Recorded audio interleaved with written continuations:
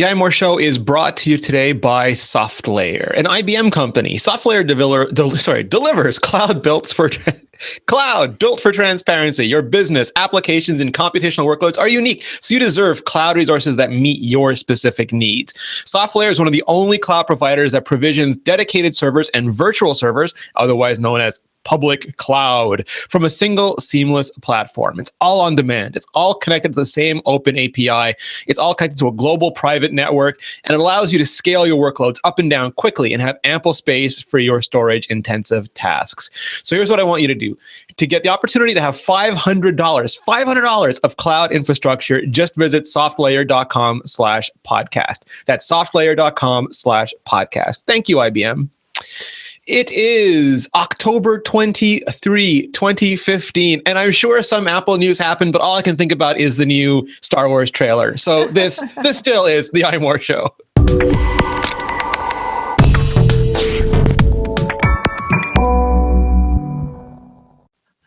Da, da, da, da, da, da. That is the amazing voice of Serenity Caldwell, making all the themes new again. How are you, Ren? Hi, I'm all right. I'm getting through a cold right now and a couple other things, so I'll be a little bit loopy today, but we'll make it work. Nature, how dare you? How dare you, Nature? How dare you, Nature? I have too many things to do this week. Step off. Seriously. We've talked about this before, and I saw the first Star Wars when I was a little tiny kid, and ever since then, it has totally consumed my destiny. And when I saw that trailer and what they're doing with the music and the characters and Harrison Ford, all the feels. All of the feels. You know what? We won't get too into spoilers because I know some people who are trying to keep themselves spoiler free going into this movie, which is an admirable task. I will not be able to keep myself spoiler free. I'm not actively looking for them, but I want to watch the trailers. I like trailers. Trailers are one of those.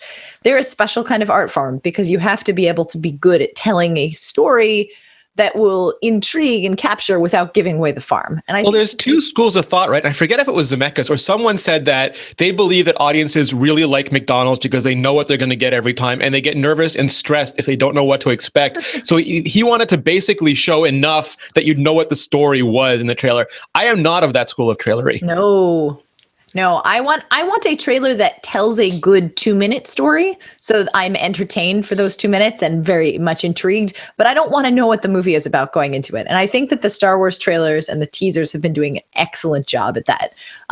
Especially, so Jason Snell and I, right after the trailer came out, just went back and forth, being like, what is this? What is this? Oh no, I think I know what Ray's crying over. Oh no. And then like the next day I looked back at that and I'm like, it's J.J. Abrams, man. J.J. Abrams loves messing with people. Like that is his game, is to play around with, people's expectations.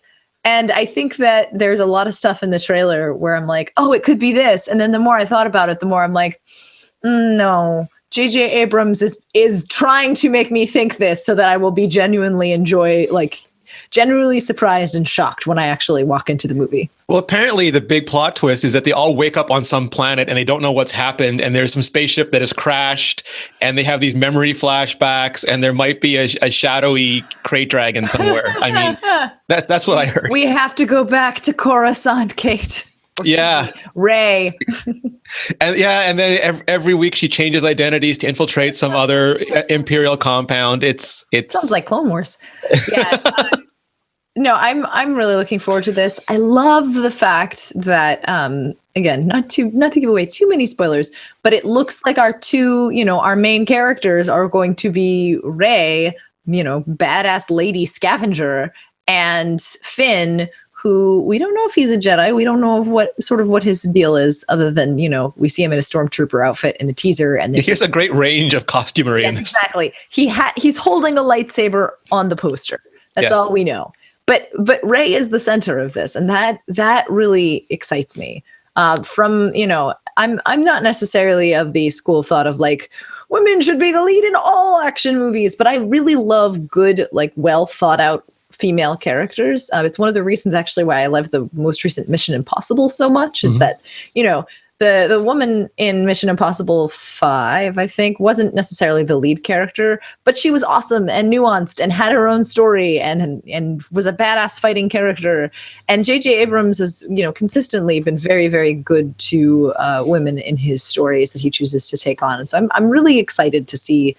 Also, just, like Leia is fantastic. She's a great character. And she was definitely one of my most often Halloween costumes growing up. Well, she had both agency and agenda that was separate from the main characters, which was amazing for the time. Exactly. She was a badass. And it just excites me so much to think that girls who were my age when the re-releases were coming out have a new role model. And it's like, no, I'm not going to wear something that's a white thing that's like a bikini with pants.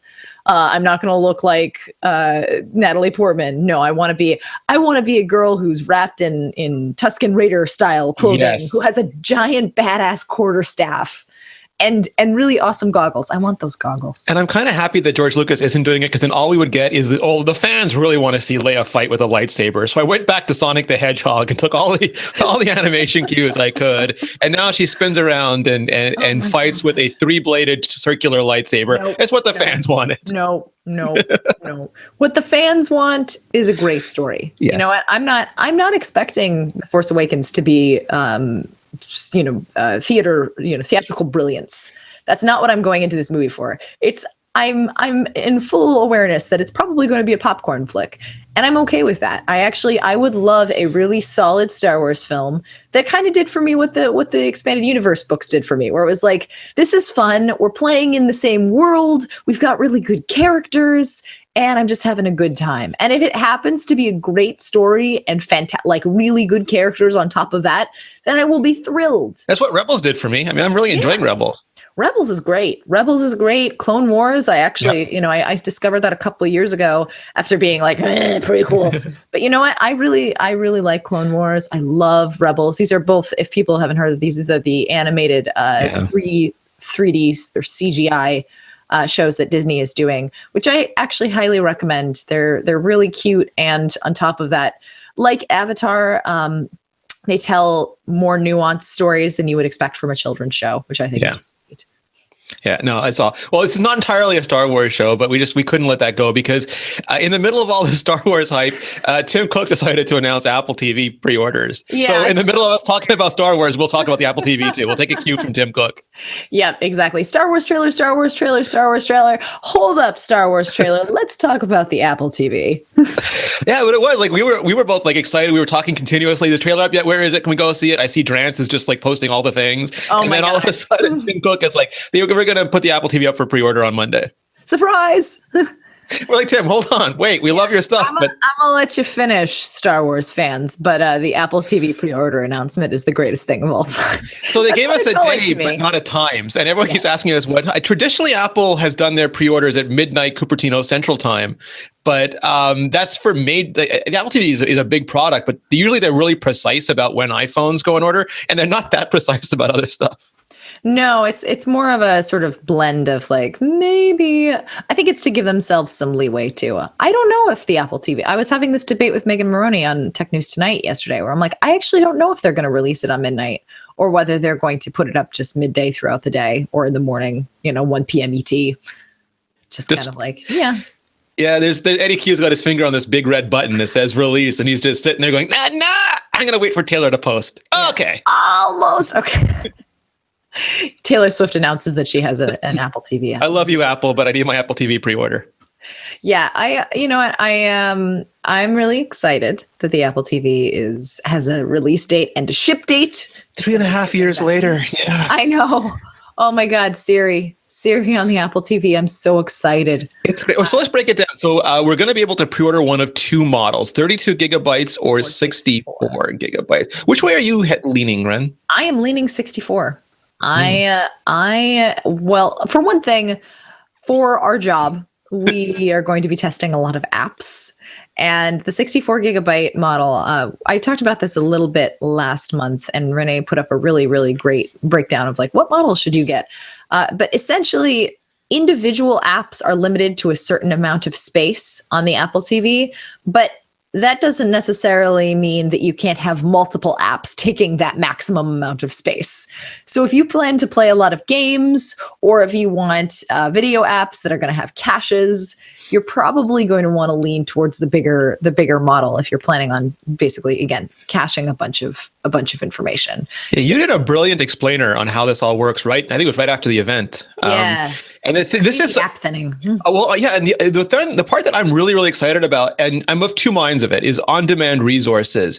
And I'll let Serenity explain what it is because she did the big explainer on it. But the thing that excites me almost as much as extensibility, because I like things that push the boundaries of what technology is for mainstream people. And the idea is we've all been there. We've had an iPhone or an iPad, and we've tried to download a movie or a game, and it said you're out of space. Yeah, go and delete some stuff. And that you don't want that on a television. And Apple doesn't want anyone to ever see that on a television. So sort of like iCloud Photos and iCloud Music is going to intelligently manage it. But that's led to some people don't like that idea, right? They don't want to give up control of what's on the device. Yeah, I mean, I understand this in that it can be a little worrisome, especially for both game developers and game enthusiasts to be like, well, no, I don't want you to delete my levels. But the thing to remember here about on-demand resources is essentially all of your save data, all of the stuff that's intrinsically you about the app, whether it's your game data or something like that, that's stored in iCloud. That's sort of safe in a separate locker. The stuff that we're talking about for on-demand resources is specifically the files inherent in a game. Or if you're talking about a movie, for instance, that's the files that you're using to stream or download that movie to your device. And the way on-demand resources works is it basically says you can have a max initial download. So your app can't be bigger than X when you download it. And then when you download it, when a user says, okay, I'm going to download, let's say, Candy Crush for the Apple TV. I'm going to download Candy Crush for the Apple TV, and it can only be a maximum of this. As soon as Candy Crush finishes downloading, the first time I open Candy Crush gets an additional, let's say, gigabyte or two to fill up to download from the server at that point. So hypothetically, you have like a 512 megabyte download for Candy Crush, and then you have an additional gig or two that gets downloaded as soon as you open the app.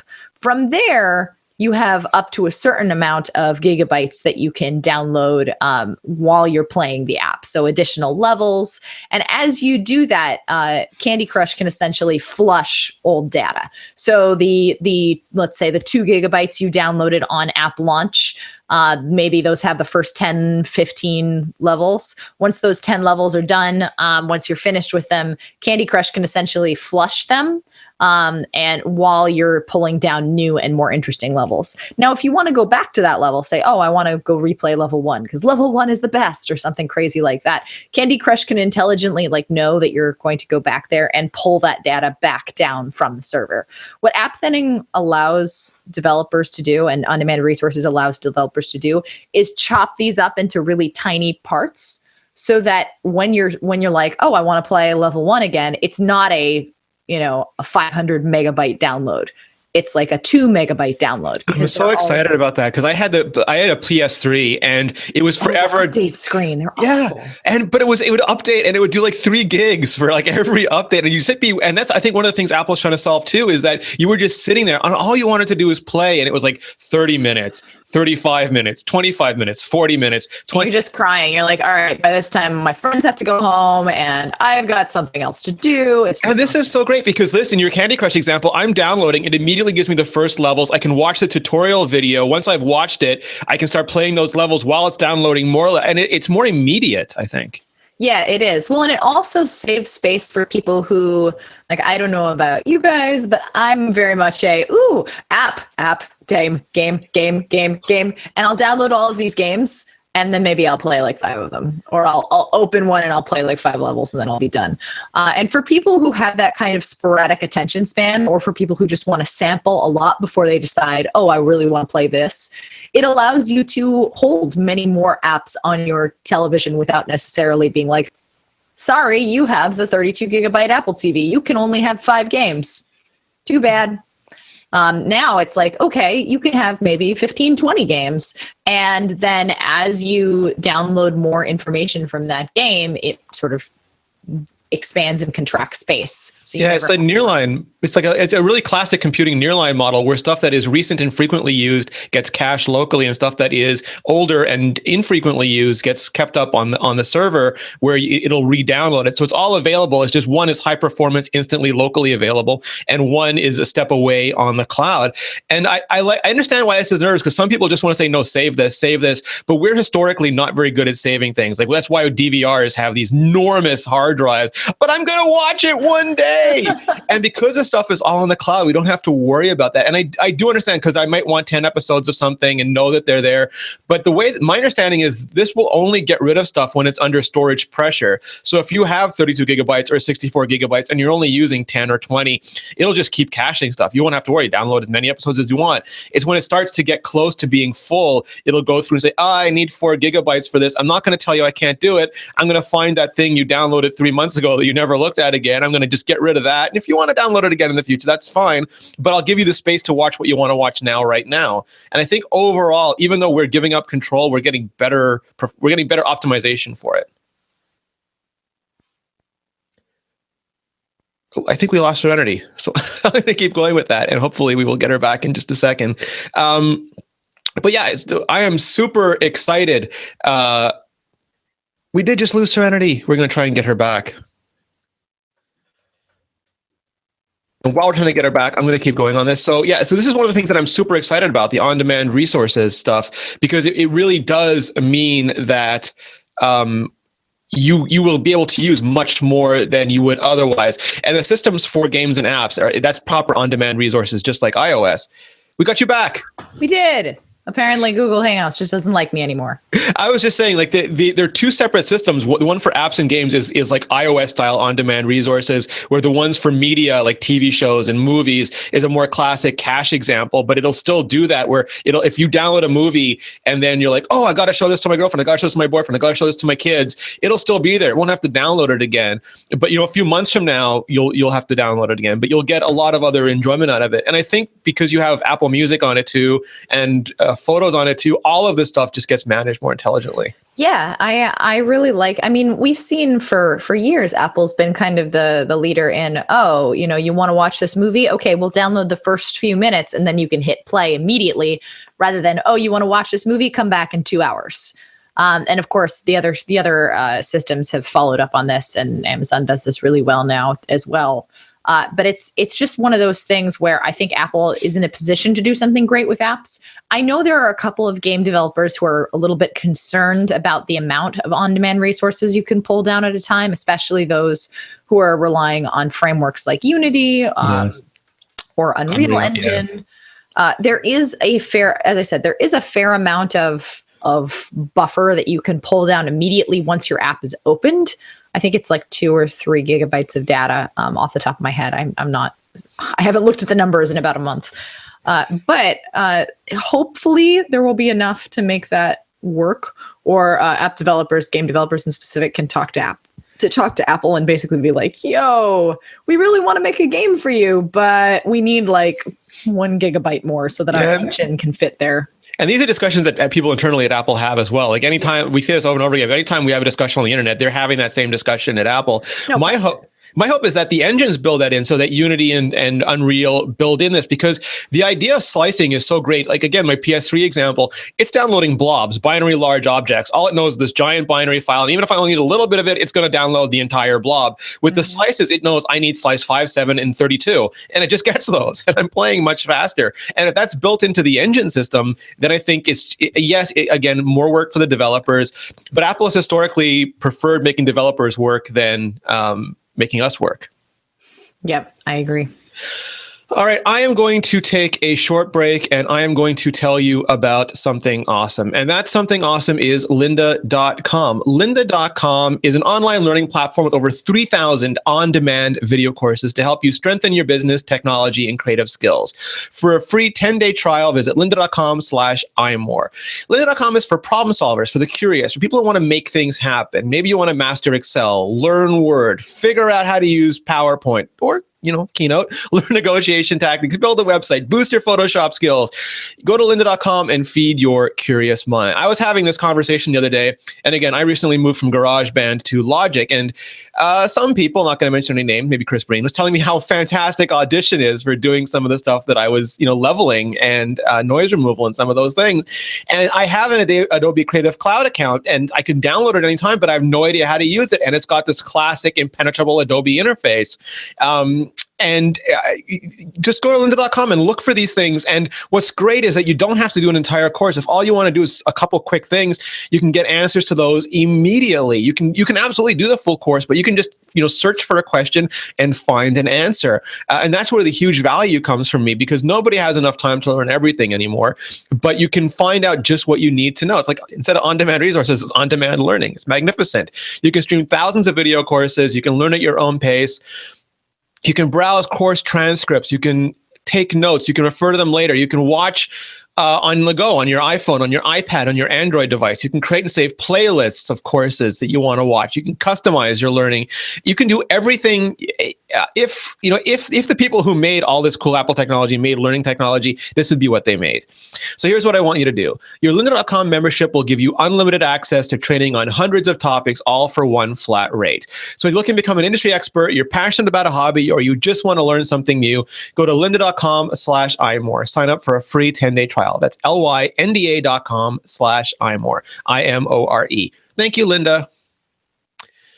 All right, so Ren, one of the things that we just pointed out too is that because of the way that this stuff works, because of the way the caching works, if you're on a low bandwidth or a capped Canadian connection like yours truly, you probably want the bigger Apple TV, because you'll be able to cache more and not have to go back to the servers as often. Yeah, I agree with you there. Especially, again, like you said, if you have a slower internet connection or an internet connection that is bandwidth limited, so you're only able to download a certain amount of content per month, you really want to make sure that you're not re-downloading copiously things that you don't necessarily need to re-download. And the other question we got is, should I upgrade? And for some people, it seems obvious, like, App Store. You had me at App Store, or you had me at Siri. Yeah, Siri. Universal search. Other people are like, I just use it for AirPlay, or I just use it to watch my iTunes stuff. So I think there probably are cases where you don't need to upgrade, but starting at $150, I kind of feel like it's just one of those things that, and it's been 3.5 years, that single core A5 is not going to get any faster. The ability for it to not just run channels like it has now, which are really these just JSON templates, but to run full-blown out. I think even if you don't think you're going to enjoy the new features, I think you're going to enjoy the new features. Yeah, I mean, I can see a couple of different reasons for people who don't want to upgrade. Namely, if you just bought the $69 Apple TV and you bought it primarily to, say, use Hulu or HBO Go, or, you're using the old features, and it's not something where you're like, I'm not really going to play games on my Apple TV. I don't really care what apps are being released. I want my Hulu to work. I want my Netflix to work. You have maybe a dumb television. I hate saying that. Smart TVs are so dumb. A feature TV. Yeah, a feature TV. You have a feature television, which its feature is to play television. And you want to add on a couple of extra things. I can understand being like, you know what, maybe the $150, it's not for you right now. You can wait a year. If you want apps, if you want universal search, if you want access to Apple Music, I'm hoping that they'll push an update that gives Apple Music to the 3rd generation to Apple TV. They said they were going to do it, but I don't know for sure. So for sure, right now, all I know is the only way to absolutely 100% get Apple Music on your television is to get the 4th generation Apple TV. If you want better accessibility for your Apple TV, and much easier to use remote, that's when you want to look at the $150, $200. To put it in context, the last Apple TV was released alongside the iPad 3. Yeah, it's been a while. Yeah, so that's 2012. It's the year of it is the last thing from that era to be updated. And I kind of think, we've all managed to get quite a lot out of the $69 or $99 box, and it's time has come. The Siri stuff you were mentioning before, and how the minute during the demo they said, "What did he say?" and what did she say, and it jumped back like 15 or 20 seconds and put on closed captioning, I would just take my money.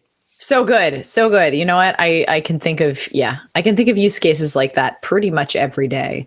And anybody who watches television in the modern era where there's just constant noise going on, or hey, my significant other went to the bathroom and I want to jump back so that they can actually see what just happened in this crazy moment. Or your significant other said, what did they say? And then you missed what they said when they were saying, what did they say? Exactly. There's a lot of really awesome things. Can I talk about my one niggle? Of course. The Apple TV. This is a dumb one. Not rose gold? Is that what you're going to say? Not rose gold. No, you know what? I am frustrated that Photos is as hampered as it is on the new Apple TV, which is to say for Photos, you do not get iCloud Photo Library. And I understand why, but I'm still annoyed by it. So when you log into your Apple ID and you have to log into an Apple ID and password for purchasing and for HomeKit sync when you log into your Apple TV. And because a TV is by nature more of a communal thing than, say, your iPhone, the only thing that gets connected via Photos is your iCloud photo sharing library. So any albums that you've shared to others will show up. And I think your photo stream will show up, but not your library. Yep. And I'm guessing that Apple does this for security reasons because we take all kinds of photos, and especially, I mean, you don't necessarily want this used to happen to me in the old days of Apple TV where you could sync your iPhoto library to iTunes and then it would communicate wirelessly, and you would get like some rando picture of you lying in bed, like clothed, but like lying in bed going like Well, no, that is one of our most famous stories. Is when the Apple TV, I forget which one came out, when PhotoStream was first a thing. We got this incredibly enraged letter from a listener who was busy demoing it to his in-laws, and the screensaver was set to photo screen while the other partner in that relationship was off traveling and sending back photos. And the situation, but I mean, and that's something nobody ever considered, but that's something that you hit into almost immediately when a million people start using your hardware. Yeah, exactly. And it's like photos are very personal. So I totally understand that. I wish that there was a slightly, I wish that I could, on the iCloud side, like on my phone or on my Mac, I could have a do not show these albums on Apple TV. So I wish it was a way to opt in / opt out. Or they're automatically all unchecked, and then you can check certain ones. Because I totally grok people's wanting privacy for their photos. I have definitely had very weird photos show up on my Apple TV before. Mine was just so many screenshots, Ren. So many screenshots. It's like screenshot hell, or just random snippets of a DM that I thought was funny. So I have two lines there. Those are things that you don't necessarily want to show up on your television. But I would love the option, because right now, now what I have to do is if I want photos to show up on my Apple TV, I actually have to actively curate my iCloud photo sharing library. And that's too much work. Yeah, it's hard. So if you could also maybe just check a folder or albums that you want to, but the whole thing requires a level of management. My problem is even deeper than that. I have two separate Apple IDs because I had a .Mac account a long time ago, but I set up my iTunes account on a separate, just way before I'd set up my iCloud account. And now I have an iCloud account that handles all the backups and all my photo libraries and all this stuff. But all my purchase and all my content is on my iTunes ID. So I'm going to log into this Apple TV. And I don't think it's even going to see half the stuff on my iCloud. And I know, we talked about this with Don Melton on his show when we're talking about Apple Music, but it's this problem that isn't a problem until it is. Yeah. Yeah, it's frustrating. But I don't have a good solution. It's just a niggle. It's just one of those things where I'm like, ugh.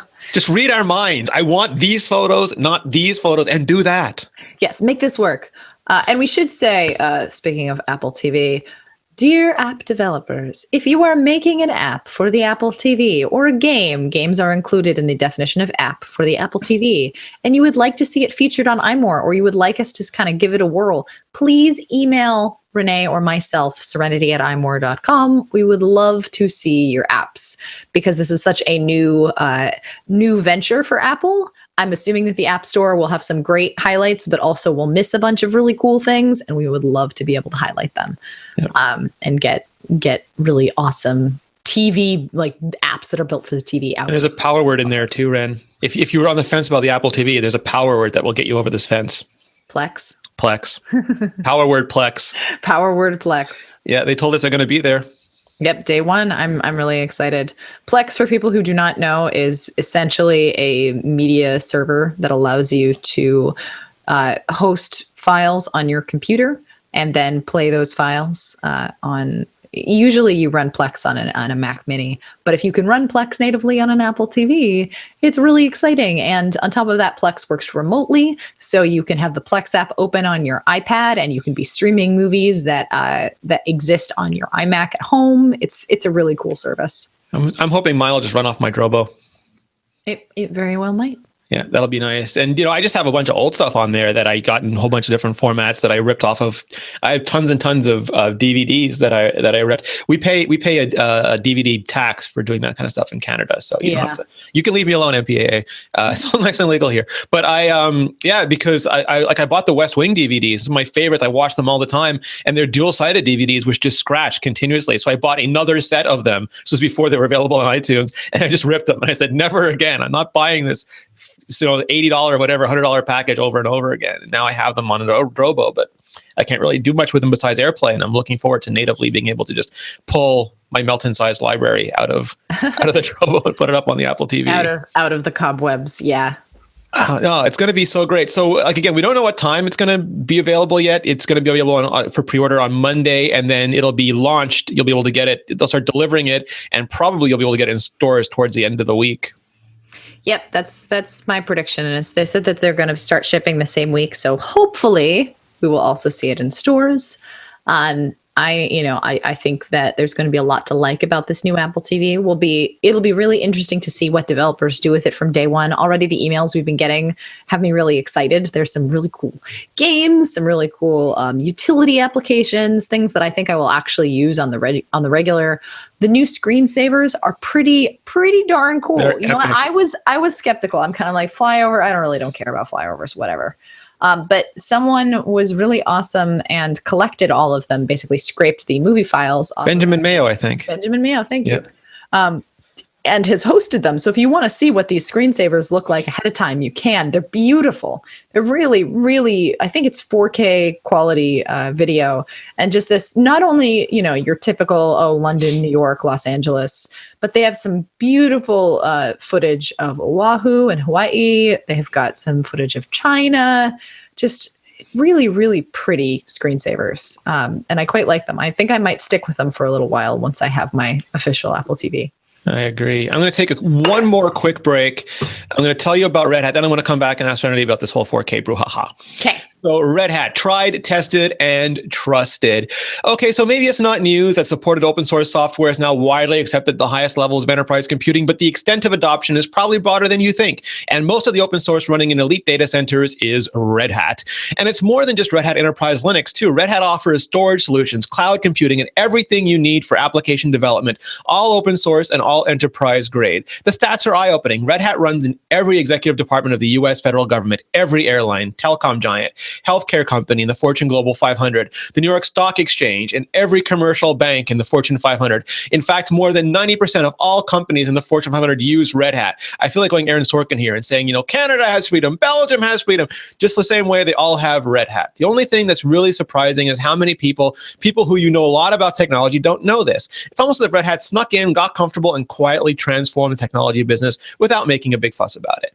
Sometimes most disruptive technology is the stuff no one notices at first. To find out more about how Red Hat is quietly redefining enterprise technology, visit redhat.com. Red Hat. Build on it, run with it, count on it. So, Ren, we talked about this during the event, but people are still asking about it, and I think it's a fair thing to ask about. Now, the new Apple TV, it does do 1080p and up to 60 frames per second. It does do Dolby 7.1. It does not do 4K. It does not, and I'm okay with that. I'm okay with this too, because I do not own 4K. I have no 4K service. There's no way for me to get 4K, but I realize there are people who might want Netflix 4K or something else, and they can't do it on an Apple TV. So here's the thing. I believe that right now to institute 4K onto a new Apple TV would A, bump the price up, And B, be useful for about 5 to 10% of the population. Yes, you would be able to see your beautiful iPhone shots in 4K, which would be kind of cool. And Netflix has some 4K. I don't think Hulu has any. I don't know if it's 4K or it's UHD, which is that sort of, we're close to 4K. We really are. We're very close, but not quite. But I don't believe Hulu has 4K yet. I don't believe that HBO has 4K I think yet. Amazon might. Amazon, I think, does, but it doesn't have an Apple TV app that we know of. iTunes, I don't think, does 4K yet. Because the 4K Blu-ray standard still hasn't shipped. Exactly. We're still in such early days here that I think it would erroneously inflate the price for a small subset of users. Would I like to have 4K? Yeah, we're upgrading our television because our old one just mysteriously blacked out a couple months ago. Thanks, Samsung. That was great. But we're going to probably get a 4K television in the next month or two. And so it would be nice to have 4K support on the Apple TV, but I'm not crushed by it. I'm not like, how dare you? Because I honestly don't think the standard is far enough that people would actively get use out of it. And the Apple TV is already a bit pricier than the Roku or the Chromecast or any of those, or the Fire TV, any of the other set-top boxes. I don't think it makes sense for them to increase them even more for more insanity. Yeah, there's a little bit of debate about whether the HDMI 1.4 port on the Apple TV can handle it. The chipset theoretically could do it, but it doesn't have hardware support for H.265, which is the codec, HEVC, which I refuse to say, which is the codec you really want because it delivers 4K in only twice the size of 1080p, not 4 times the size, which would be a bit scaling of it. And it doesn't do that in hardware yet. I mean, Apple does some of that in software for FaceTime and things, but it's not built into the platform yet. And it's my understanding it's not even software upgradable in the future. You're getting a 1080p box, but it's $150. And I feel like when I decide to make the move to 4K, taking this box and putting it on my old TV in the bedroom or the guest room or something, getting a new shiny box, a new shiny TV, I'll be okay with that.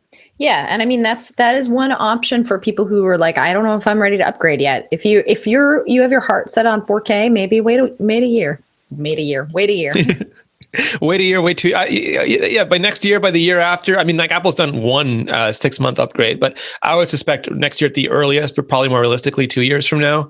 Yeah, I mean, again, their partners have to support it, and if their partners don't support it, then it doesn't make sense for them to do it.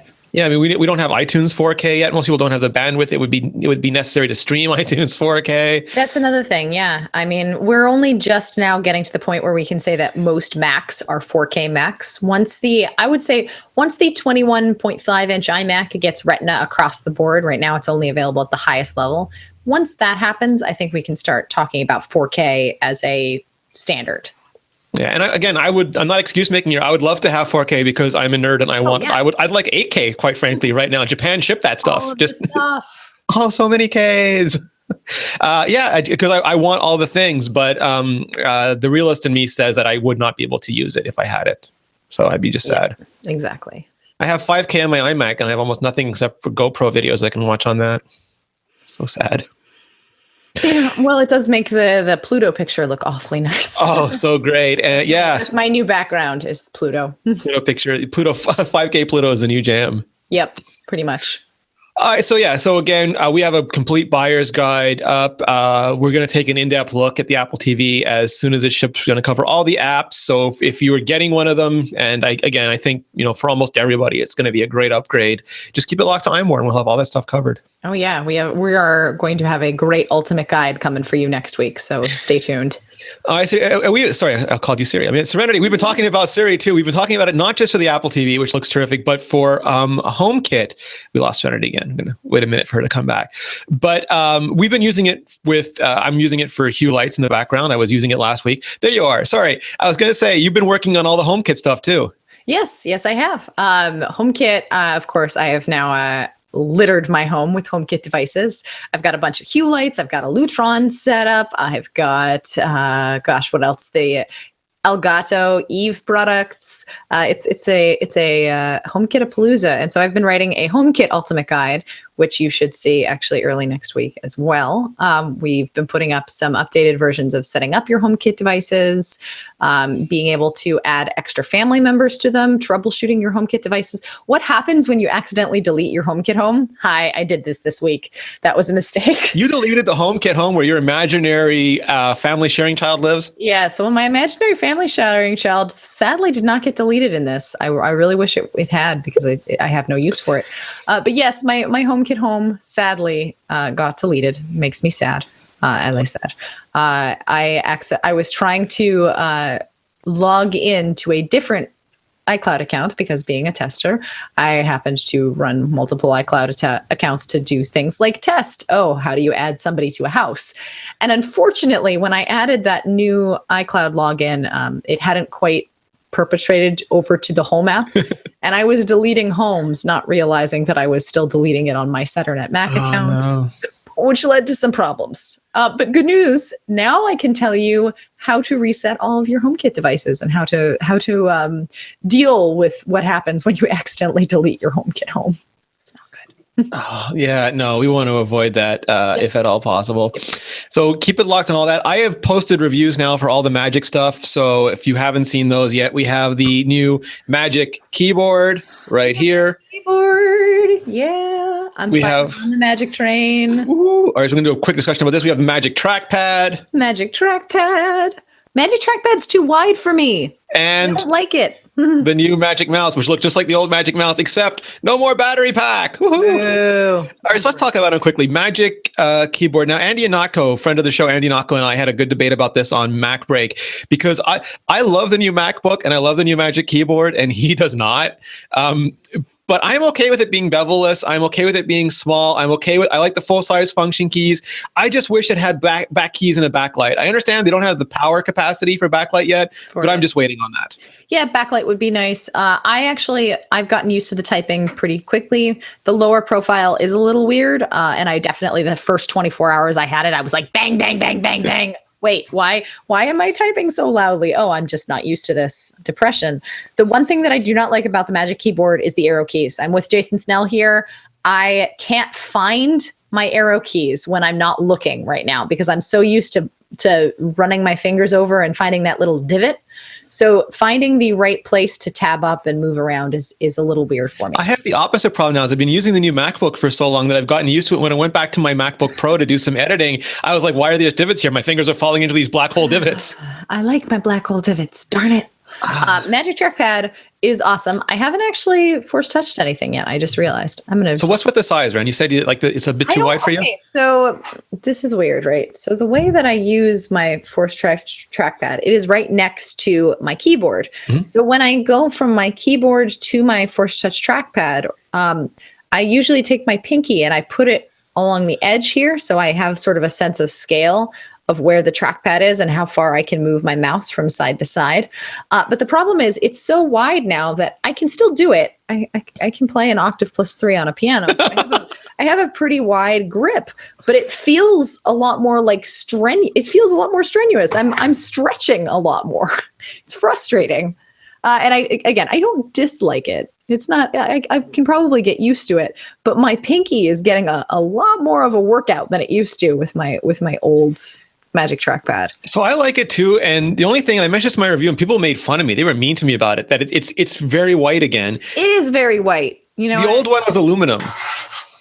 I agree with you there. Hey, I just did my very first force touch on this. Awesome. So the thing about it is, like, I know it's glass and I know it's not going to get coffee stains on it, but my brain forgets that. And I just look and I get the stress level about, big white surface, I'm going to make it messy. Yeah, it's going to get dirty. It's going to get dirty. It's not going to be, orange, but it's going to get dirty, and that's going to be frustrating, and I'm going to use more wipes. And granted, the chrome, shiny and chrome got dirty too. I just don't like it because I don't think it looks good with my Mac. This beautiful stain, this beautiful aluminum and black glass iMac. If anything, I would have liked a black trackpad. Yes. I was joking about rose gold, but black would be nice. No, but I'm looking at this and I like when I'm looking at just the Magic Keyboard and the Magic Trackpad. Oh, magic. When I'm looking at both of them, they look great together because it's the white and the white and the aluminum, and the aluminum's on the side of the white Magic Trackpad. So I'm like, yeah, it looks really nice. And then I look up to my iMac, and the white trackpad looks completely out of place. Yeah. It's just this big white surface compared to an all black and aluminum Mac. I mean, if we were still talking about the old like G3 iMac that had the white bevel, I'm like, maybe I could get behind that, but this just looks weird. It just looks weird. Yeah. You think they could get away with space gray and rose gold and gold like they do on the MacBook? So they don't do rose gold, but the colors on the MacBook. I'm trying to figure out what it would be though. Would it be black and rose gold? Because that would be awesome. Yeah, I don't know, but that wouldn't solve our problem because it would only be anodization of the aluminum. It wouldn't. Yeah. The glass surface. But if they could put the aluminum under the glass last year, I feel like they could do it. Sorry, I keep picking this up and swiping you off the screen, and then I get all discombobulated. The Magic, I've never, I think we talked about this. I've never liked Apple. I like the Lisa mouse, and I like the first Mac mouse because they were new and novel. I've never liked Apple mouses. Didn't like the hockey puck. Didn't like the Mighty. Don't like the Magic. But if you do like them and you do want to do gestures, now you can do them with the rechargeable mouse. That yes, you have to plug in right there, but it is much better than having to stare at that plug right there all the time. Yep. You know what? I'm sorry. Until the mouse has Force Touch, I am writing it off as useless. If you want a mouse, John Gruber and I were talking about this on the talk show. If you want a mouse, you can buy one for $9. Don't buy a $79 mouse from Apple. I mean, the Lion charging is really cool, and I applaud them for that. If they can like partner with somebody and make a gaming mouse that does lightning charging, I would buy that in a heartbeat.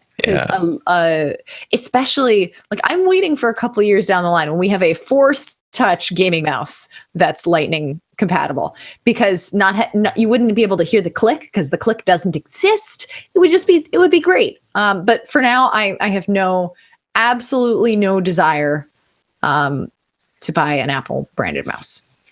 I feel the same way. So we have reviews up for all of these, and we're doing a contest too. If you go to iMore, and I'll put the link in the show notes, you can win a Magic Keyboard and Magic Trackpad, or Magic Keyboard and Magic Mouse, whichever one you like better, just by leaving a comment on the site or in the forum. So I'll make sure the link for that is up there. But I'm super happy with these. Again, like I did not know if I would like this. I do like the MacBook, and I'm enjoying this more and more the more often I use it. So I know, again, opinions are really split on this. Some people like the big, Apple extended keyboard too. They like clickety clacks. Other people like low profile, and I'm super happy with it. Yeah, I am. You know what? I am kind of sad that they've never thought about offering one with a number keypad. Because I feel like that. I mean, it's much more niche, and they could probably upcharge it more than they need to. But I feel like some people just really want that numpad. And I'm still upset I can't get the wired keyboard without the number pad. I was looking for that for years because I didn't like swapping the batteries, and I didn't want the number pad. And no one can be happy in this world. Oh, so sad. I'm loving the lack of wires, though. I know. Now I just need wireless headphones now. I'm still using my like $20 Sonys, and they're great, but I need some wireless headphones to go with my rest of my wireless setup.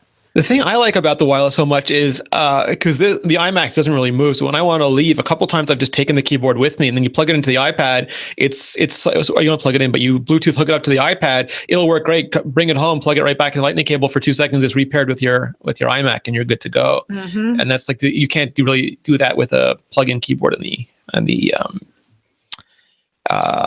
Apple's plug-in keyboard and the iPad right now. No, I think it's really neat, and in general, I love the direction that Apple's going with these accessories, and I can't wait. You know what? The mouse will be really interesting once it gets Force Touch, and that requires a redesign, which is why it didn't happen this year. Yeah, but I'm also honestly primarily looking forward to third-party apps with my trackpad. Yes. Can I also say, since we're talking adjacent to that, I want to talk about my 21.5-inch iMac for a little bit. Oh yeah, let's do it. Awesome. Yeah, you got it right. So while we're doing this show, I'm waiting for the 27-inch to arrive because I got this thing from FedEx saying that that it was on the truck for delivery and it was at the storage utility. I had to pick it up, and it's like Schrodinger's package. I don't know what state it's in anymore, and I'm afraid I'll kill it if I look too deeply. So I might have to run at any moment to pick it up. And Serenity did get hers. I did. I have a beautiful new 4K 21.5-inch iMac sitting on my desk right now. And all of you people mocking me for spending just as much money as a 27-inch iMac to get a fully modded 21.5-inch iMac, yes, you're probably right. But you know what? I love it anyway. This is my first Retina Mac. I have not owned a Retina Mac before now. And oh my God, how did I ever manage? The screen is beautiful. All that scar tissue on your eyes is finally healing. Oh my God. I mean, honestly, these are I've talked about these on Mac Break before. These are Jin's computer glasses, which basically do what the little app Flux does. They prevent blue light, so it doesn't hurt your eyes as much if you're working either in weird lighting conditions or at weird hours. And like, I love these, but I wasn't wearing them for 2 weeks while I was working on the last gasps of my old 21-inch iMac. And when my new one came, I was just like, oh, I want to appreciate you, but oh, my eyes hurt so much. So now I've been appreciating it from behind glass, but it's still beautiful. It's beautiful. Yeah. I'm enjoying it so much. Text is so crisp. The colors are fantastic. I haven't had a chance to edit yet. That's another thing. There's a new version of iMovie that came out. It's pretty rad. Pretty neat. Projects have finally come in. You can swap a project from iOS to OS 10. Can't go back the other way yet. Yeah, you can't round trip it, but that's okay. You know what? This is the way that they needed to work on first. And I'm really glad they did it because it's seamless right now. There's no loss of there's no horrible window like you get in Numbers where it's like, this did not transfer. Everything transfers seamlessly, which is super cool. But I can't wait to edit something in iMovie on my new 21.5-inch iMac because obviously we've got, is it PCI 3? I can't remember. PC3? Oh, yeah. DPI P3. DPI P3. Sorry. Yes. P3. It's not a human term. No, it's not. It's a bunch of letters and numbers strung together, but it does produce much nicer colors and closer to the kind of colors that you'll see coming out of digital projection cinemas. And I'm really looking forward to editing a film using this screen. I think it will be great. And again, people poo-pooing me for choosing an integrated graphics card over whatever is included in the 27-inch iMac. I don't care. I like my 21-inch screen. And it's AMD anyway. So those people, if you did get the 27-inch, they'd be going, well, why didn't you get a computer with an NVIDIA card in it? Whatever. Just leave iMacs alone. I remember the days when people looked at you with NVIDIA cards and they were just kind of like, ugh. So whatever. I can't win at that point. I really enjoy the smaller form factor. And unfortunately, the smaller form factor means a couple of concessions. But I have maxed out my computer. It runs fast as lightning, which is really awesome. I love the Fusion drive. This is the first time that I've had a non-hard drive in a desktop Mac. And SSDs are so good. They're so good. So I'm going to compare. I'm looking at last year's model right now, and Apple's loaning me this year's model for a couple of weeks so I can see the differences. And this one has a flash drive, and it has sRGB color space. The new one has a Fusion drive and DCI P3 color space. This one has, I think it was Haswell. That one's going to have Skylake. So they're not terribly different machines, but they're interestingly different. And Serenity's going to take a look at the 21-inch, and I'm going to compare the 27-inch, and we're going to see. Yeah. No, so for me, it's like the iPad mini and the full-size iPad. It's like, if I had my druthers, I got the 27-inch primarily because there was no other option. It was 5K or nothing. But it is big. It is wide. And like my microphone is in the way of the screen right now. And I'm basically only using this much out of this much. And I might have gone the same direction because sometimes it's just not about the biggest that you can get. It's about the best that you can get. Yeah, agreed. All right, so bringing it full circle then, Ren, I heard about this thing called Dolby Vision that the new Star Wars movie is going to show at everywhere but here, basically. And that's like HDR for movies. So it's got Dolby Atmos, which does three-dimensional sound. So if you're used to surround sound, which is all around you, this is also above and below you. But then you have a Dolby Vision, which does HDR for for cinema projection. I don't even know what that means. Are they basically being like, okay, we're going to try and fix 3D so it's not so terribly dark? No, you put on glasses. I don't know if it's in 3D or not, but it is like HDR photography where they have blacker blacks and whiter whites and a better dynamic range in between them. Okay, whatever. When they talk about Atmos, all I can think of is that Doctor Who episode. So I'm expecting that people are going to get asphyxiated in the Star Wars theaters. But no, and Dolby Vision is then the Vision. Yeah, exactly. The Vision fights Atmos. I knew you guys came here to see Star Wars, but sorry. Yeah, fight. Happen. Yeah, whatever. They can't. Your crazy new technologies can't harsh my mellow. But it did make me wonder because we're just busy getting the DCI P3 on these. I wonder how long till we have Macs with HDR displays. Oh my God, I don't. It's hurting my head, Rene. I know. Glenn Fleischman was talking to Mark Edwards, both friends of the show. Mark was showing the difference in color space in a diagram, and Glenn's like, "How can I see more colors on a display with less colors?" Which is the same old thing. Like, here's a Retina screenshot that you're looking at on a non-Retina device. Yeah, it's all this stuff is. That's why Edward Tufte was born, to try to give us approximations of these things. Yeah. How do you explain color blindness to somebody who's already colorblind? Yeah. I don't know how 5-dimensional space works. I mean, I'd be interested in it, but it'd be really hard to explain to me. Again, head hurting. All right. So on that note, I'm going to go back to watching the Star Wars trailer. Ren, if people want to find out more about you, your adventures in HomeKit and Apple TV and my iMacs and all the things that you are doing, where can they go? They can go to Saturn, SETTERN, on Twitter or Instagram, and they can also find me on iMore.com every darn day. Awesome. I want to once again, actually, no, I'm not going to once again. We have an actual different sponsor for the end of the show this week, and I'm going to tell you who that is.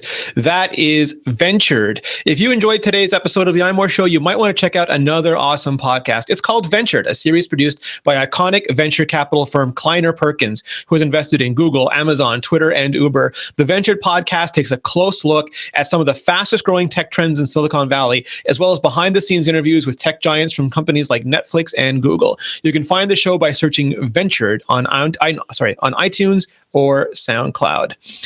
Phew.